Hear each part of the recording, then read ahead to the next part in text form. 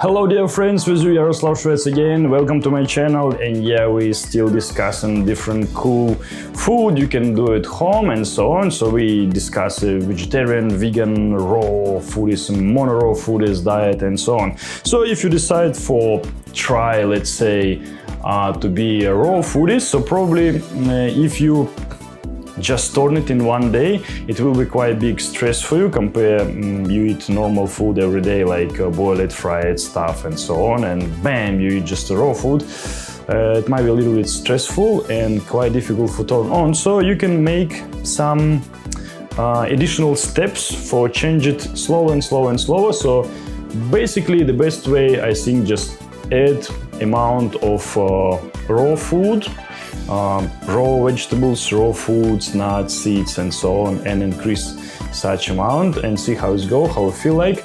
But what I want to mention about the ferments or help to digestion, basically I get it from my own experience for eating at least a little bit of fruits or salads. So let's say you eat some grains, brown rice or oats or buckwheat, whatever, and meat, fish or eggs, or I don't know, eating beans.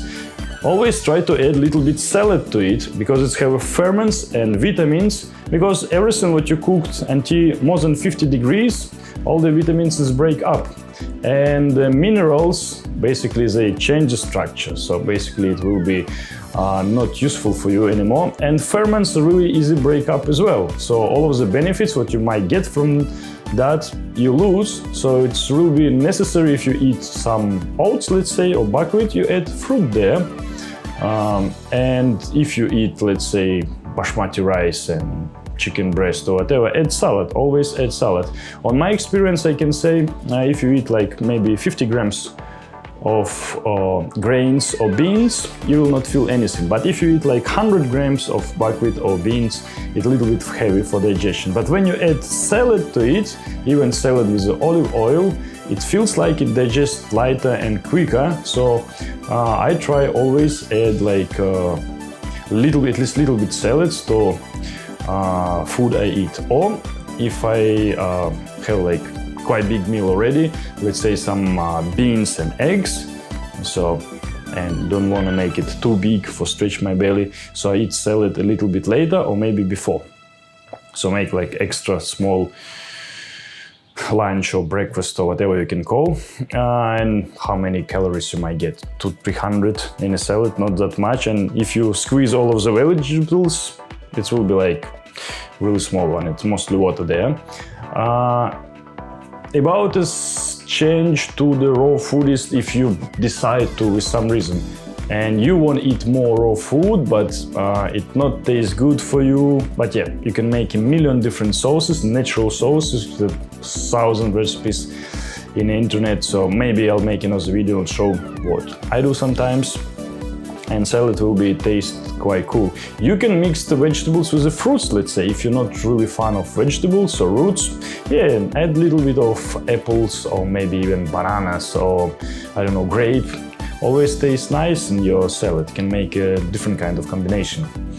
About the cooking, let's say you make beans, you cook the beans or grains or whatever, and you can chop the different vegetables, and after you can mix it up. So it will be cooked beans and raw vegetables inside, but when you eat it and you add some maybe soy sauce or whatever, any sauce you done at home, it will taste nice and seems like cooked. Or you can make it cheating, like let's say some Thai cuisine. For instance, you made some omelette or chicken or whatever, and this Chinese or Asian style of pan. So you can put the vegetables in a sauce, so you chop the vegetables, put it in sauce and a little bit of oil, and you fried it like 30 seconds or 1 minute. So basically you fried only the edge, so it tastes a little bit like it's cooked, but basically it's raw. So you can make kind of cheating. Or you can make a soup, so it can be any kind of soup. I don't know, you make you like a creamy soup, like from maybe pea mint, like half of mint, half of pea, make a creamy soup, or maybe corn or miso soup. Let's say the miso soup. It's soy sauce, seaweed, little bit of tofu, so just a hot water. And then you chop the vegetables and just put the vegetables there. So The water, it feels hot, and you have raw vegetables with all the vitamins there, what you're not killed yet, and it will be fine. And if you need to add some oil and you want to get a good fat, not a bad fat, because when you cooked it, you lose all of the potential from it and it became not healthy. So in any meal you can add oil on top of it later for not cooked it, or you can add maybe even a little bit of butter, because a spread and margarine I don't think is a really good idea for eat it. So like olive oil or sunflower oil if it's natural one, or maybe peanut oil or any good source of oil you can find natural on the market.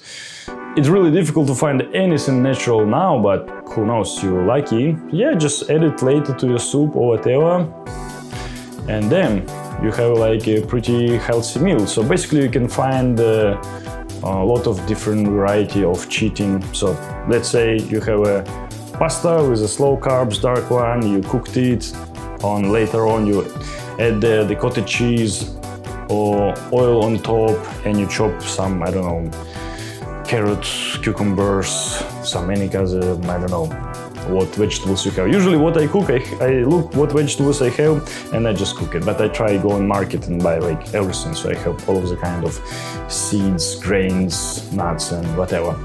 Alright, so quite enough for the food tips. Try to make short video and make more on another topic, so stay tuned.